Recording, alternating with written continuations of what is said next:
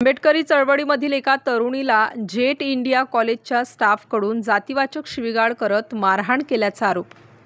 ही संतापजनक घटना घडली त्या जेट इंडिया कॉलेजमध्ये एक दलित मुलगी शिकत आहे। तिच्या कॉलेजची फी माफ करावी अशी तिची मागणी होती। त्या मागणीच्या संदर्भात ती कॉलेजचे संबंधित जे प्राध्यापक तसेच तेथील स्टाफ यांना आपण दलित समाजातील गरीब मुलगी असल्याने मी उरलेली कॉलेजची फी भरू शकत नाही, ती तुम्ही माफ करू शकता का अशी विनंती करण्यासाठी गेली होती।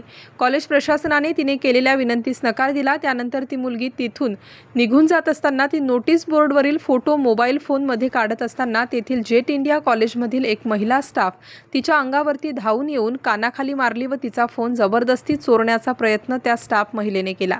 यहाँ से निकलो, तुम जैसे दलित लोगों की यहाँ पे खड़े होने की औकात नहीं है, निकलो यहाँ से।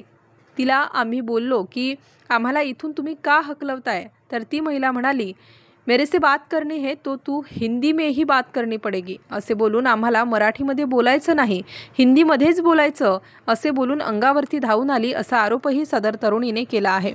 Star news bureau, Nashik.